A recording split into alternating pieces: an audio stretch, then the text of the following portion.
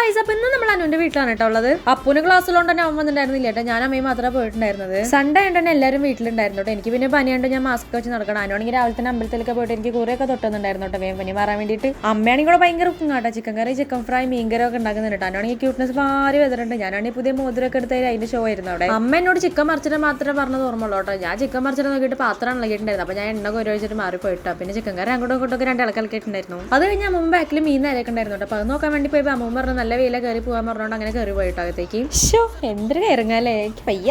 അകത്തോട്ട് കുറച്ചു നേരം ബിഗ് ബോസ് ആണെന്ന് വിചാരിച്ചപ്പോഴേക്കും ഇവിടെ മൊത്തം ബിഗ് ബോസ് വിരോധികളാണ് കേട്ടോ. അതുകൊണ്ട് ഭീഷ്മതാവും കണ്ട് കുറച്ചേരം ഇരുന്നു. സിനിമ കണ്ട് പോരടിച്ചിരിക്കും. രണ്ട് നല്ല പൊരിച്ച കൊഴിന് മണം വന്നപ്പോൾ ഞാൻ അവനും കൂടെ പോയിട്ട് കഴിക്കാൻ പോയി. അനുനോട് എങ്ങനെയുണ്ടോ ചോദിച്ചാൽ മാത്രം ഓർമ്മ കേട്ടോ. അവളെ ക്യൂട്ടൻസ് വിട്ടൊരു കളിയില്ല. അത് കഴിഞ്ഞ് മീൻകറിക്ക് കുറച്ച് ഉള്ളിലേക്ക് നേരെയാക്കി കൊടുത്തപ്പോഴേക്കും ഭക്ഷണം ആക്കിയ സമയത്ത് അപ്പം കുറച്ച് ചോറൊക്കെ എടുത്ത് കഴിച്ചിട്ടുണ്ടായിരുന്നു കേട്ടോ. പനിയായതുകൊണ്ട് തന്നെ വായിക്ക് വലിയ ടേസ്റ്റ് ഒന്നും ഇല്ല കേട്ടോ. നല്ല അങ്ങോട്ട് കഴിക്കുന്നേ. അത് കഴിഞ്ഞാൽ ലളിതമ്മനെ പൂക്കിയാൻ പഠിപ്പിച്ചോണ്ടിരിക്കുന്നു കേട്ടോ. വലസിമമ്മക്ക് ഞാൻ വീഡിയോയിൽ കണ്ടപ്പോൾ ഭയങ്കര നാണം. ഇവളൊരുത്തിയാണെങ്കിൽ 24 മണിക്കൂറും ക്യൂട്ട്നെസ് ഇട്ടാ കണ്ട് എനിക്ക് തന്നെ ഭ്രാന്തായി. ഭ്രാന്ത് പറയാൻ വേണ്ടി ഞാനൊരു ലഡു എടുത്ത് കഴിച്ചോട്ടോ. ആ കഴിച്ചത് മാത്രമേ ഓർമ്മയുള്ളൂ. ചുമച്ച് പണ്ടാരടങ്ങി.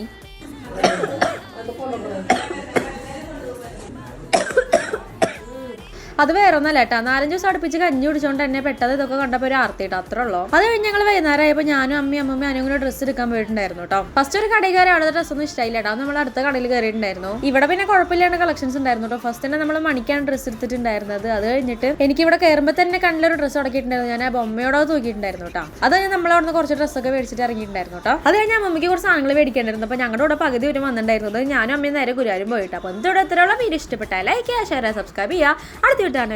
Tata bye bye, see U.